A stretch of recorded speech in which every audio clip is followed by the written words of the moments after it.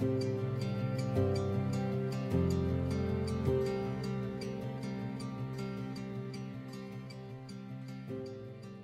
you know what happened in 1492?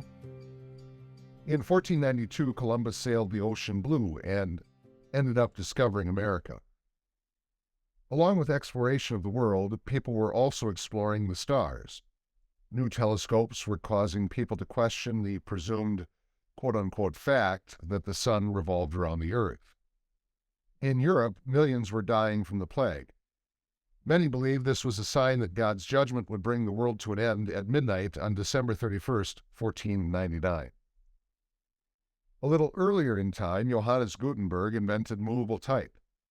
This new technology allowed information, books and pamphlets, to transfer quickly and cheaply and travel at breathtaking speeds. Well, maybe not breathtaking, but much faster than a bunch of monks copying everything by hand. Thanks to an invention made more widely available by German locksmith Peter Henlein, people were also becoming more aware of time. A new middle class was rising, upsetting the old feudal system and demanding human rights, power, and a larger say in government. The world was on the brink of change. Old ways were being questioned and challenged. Science, technology, and economics were changing. Religion wouldn't be far behind. The Christian Church, ruled by the Pope in Rome, was the supreme power of the time. The Pope crowned kings and dictated the rules for society, art, and culture. If anyone questioned the Church, such a rebel would be silenced, imprisoned, tortured, until he or she confessed the sin, and they might possibly be burned at the stake. Nice thing for a church to do, huh? The masses of people in the church were on a collision course for change. Father Hans and Mother Margareta, a lovely couple, left the farm and began working in the mining business the year their second child, Martin, was born. As he grew, old Hans noticed young Martin could argue with the best of them, and he thought he might have a great future as a lawyer. If he did well, Martin might be able to take care of his parents in their old age. At the ripe old age of 4.5, Luther started Latin school. Nothing but the best for Hans and Margie's boy. In those days, students even spoke Latin on the playground. Young Martin grew up with a picture of God as a stern, angry judge, demanding perfection from an imperfect person, expecting to send him to hell. How could you love a God like that? Martin Luther got this impression from the church, not from the Bible. He never even saw a Bible until he was about 20 years old. He had a problem. He knew he was a sinner, but he also knew God demanded perfection. How could he find peace with God? On July 2nd, 1505, Martin was caught in a storm that changed his life. A bolt of lightning struck nearby. Was God out to fry him? Luther dove to his knees and prayed to the patron saint of miners, "Help me, Saint Anne, and I shall become a monk." The storm passed. He returned home and promptly told his parents he would be leaving his studies to join a monastery. Father Hans became very angry. Luther wouldn't be taking care of his parents in their old age after all.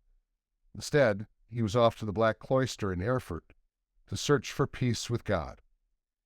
Martin stripped to his skivvies and laid himself down on the cold stone floor over the grave of the monastery's founder. There he renounced all worldly passions and took vows of celibacy, poverty, and obedience to the church. Maybe now, by leaving all worldly temptations behind, he could finally earn God's approval. At the monastery, Luther outdid all of the other brothers in acts of service, prayer, study, and piety.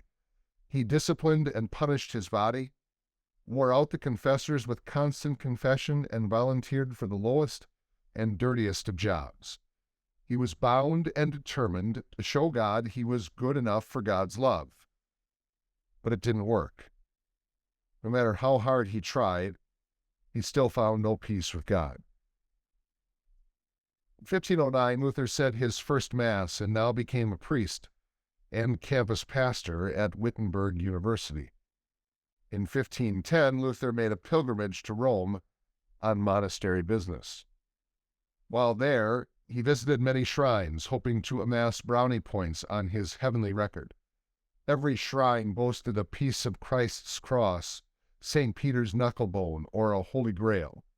At one site, Pilate's Steps, it was said you could free dead relatives from purgatory by crawling on your knees and saying a prayer at each stone. Luther later said he felt sorry for his parents, sorry that they weren't dead at that time.